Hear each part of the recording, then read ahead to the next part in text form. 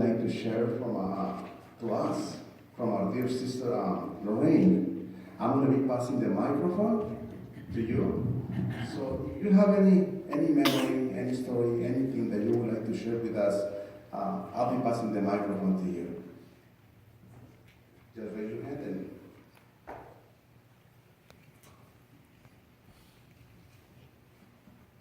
Hello, good morning, everyone. First, giving honor to God and to the ministers on the pulpit and the family. My name is Denise Sterling King, and I was her physical therapist over at the Grove. I met her shortly after she moved to Southern California, and I knew about all of you. Saw Kathy and Craig often. Saw the beautiful pictures on the wall of the family, and when you come into somebody's home like I do as a therapist, you get to know them very well. You know, all the things that you said, the Seas Candy, I got to share some of that. I heard about, I think you visited with your family.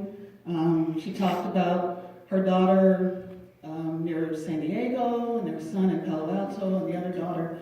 So I got to know everybody through her. And she just was a lovely woman. Same age as my mother and father.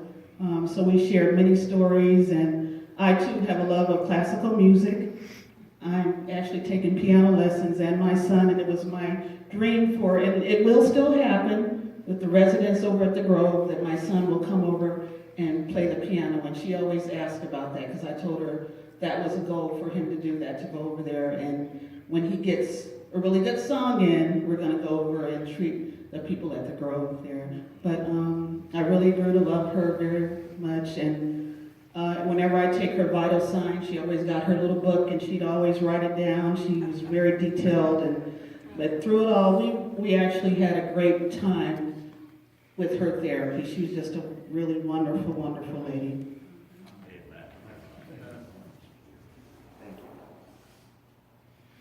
My name is Peter Yoshida, and I knew the Reeder family for many, many years. As you might have heard, they were members of the Japanese church.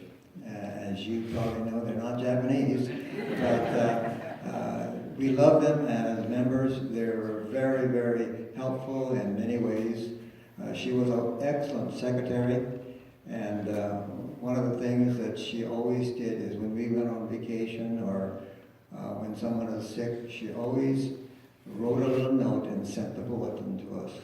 A very, very faithful member, always smiling, always willing to help out in any way. And like I said, I knew their family, and we certainly will miss them. When we were here last time, we were looking for a retirement place, and we went to her place, and we also went to the place in Loma Linda. We're now just about 5 weeks that we settled in a retirement home in Loma Linda, following her example of going to a care home. We enjoy it very much, and we will miss them, but I know that being that she was so faithful, we will meet again, hopefully, when Christ comes again, and meet the whole family once again. Amen.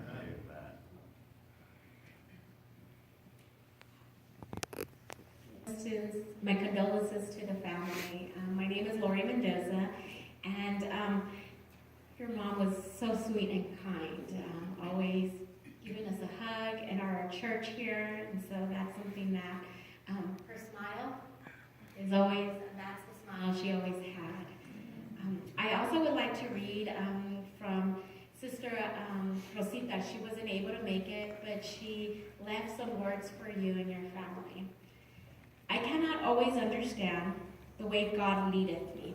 The way and when and wherefore is oft a mystery, but I can trust his wisdom. I know his way is best. His heart knows no unkindness, and on his love I rest. Author unknown. Norco Church. Sister Lorraine, we never had a conversation, but she always had that kiss for me in the morning. You know, the first thing we'd come in for church for Sabbath school, I look forward to that morning kiss and the hello, and is everything okay? And that meant a lot to me to begin my Sabbath in such a wonderful and loving way. My condolences, our condolences also. Little kids, and I would look at her and I'd say, "Happy Sabbath, young lady." She would look up at me with that smile and she would say, "You need glasses."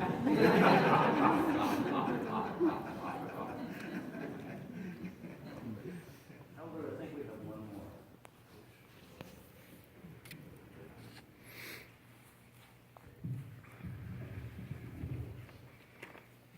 If it's okay with all of you, I'll share a few memories that I have.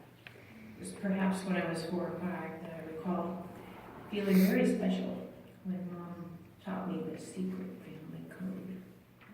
We'd walk into town. I was so proud of her. She had her little pumps on and her hose and her waisted belt dress, just like Leave It to Beaver's mom, Jim Cleveland. And we'd walk downtown holding hands. We'd go over to Waverly's household store, and the Litticoats Market, and Golden Crescent Bakery. Thanks, David. Because we get us some sweets. Dad's had a very big sweet tooth, and I think it's genetic. We walked about a mile probably back and forth, and we would squeeze. I love you. I love you too. All the way through town. Within our busy home, Mom and Dad, ran the business, and Mom had such a gift of not just capability, but compassionate. She expressed this with customers, and I think it really helped grow their business. She had a lot of responsibilities, including keeping us 4 kids organized. She had her little organizational chart with all the chores I hated dusting. And across the top, she'd have the dates that would get erased, and new weeks go by, erased. And that poor little green card, you remember that one, dear? At night, I'd sneak downstairs when I'd hear Dad's truck drive out to check on the men on the route. I'd look through that little skeleton keyhole. We had an older house with hardwood floors and glass doorknobs. Sure enough, Dad wasn't around, so I'd sneak into the kitchen where Mom was ironing. Late at night, she'd iron sheets, pillowcases, before permanent press. And we'd be watching What's My Line together, dunking graham crackers and coffee.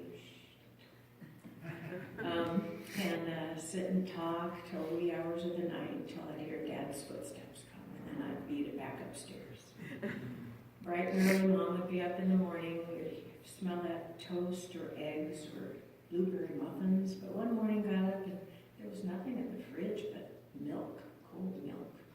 But sure enough, Mom was creative and made us hot chocolate pudding for breakfast with a big dollop of ice cream on top.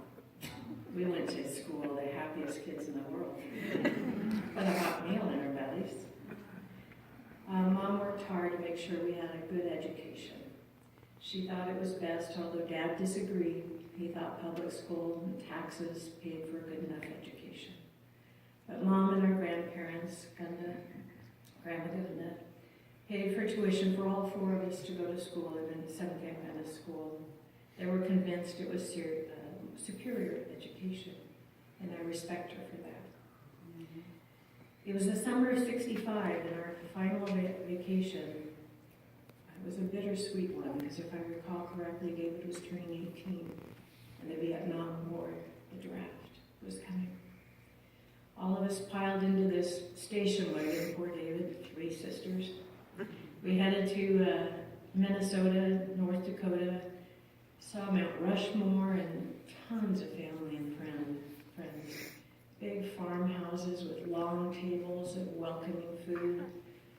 Daytime on the combines and the threshers, and swimming in lakes and fishing. We visited a lot of diners on the way home. Some of those older ones even served buffalo burgers. Real buffalo burgers. It was at one of those diners, and Mom said, "Now eat something that'll last you well, stick to your ribs. We got a long drive today." I think I was 12. Pumpkin pie is sticky. So sure enough, she laughed out loud when I ordered my pie with vanilla ice cream. Her smile was beautiful.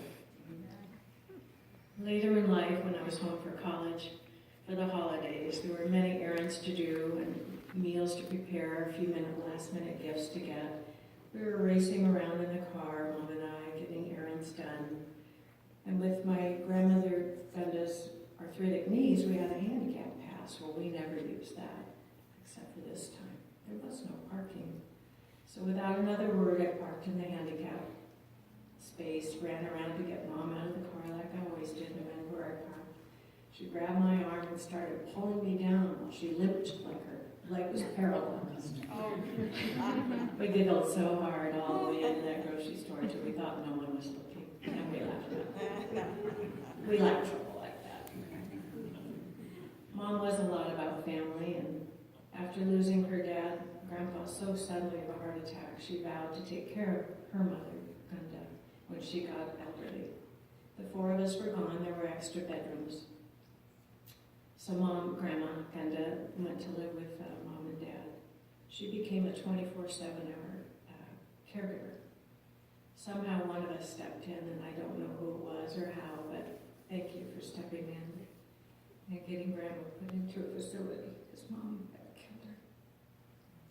Still, Sheila and David and Mom went to see her mother every day. I respect their commitment and their promise to the family of support.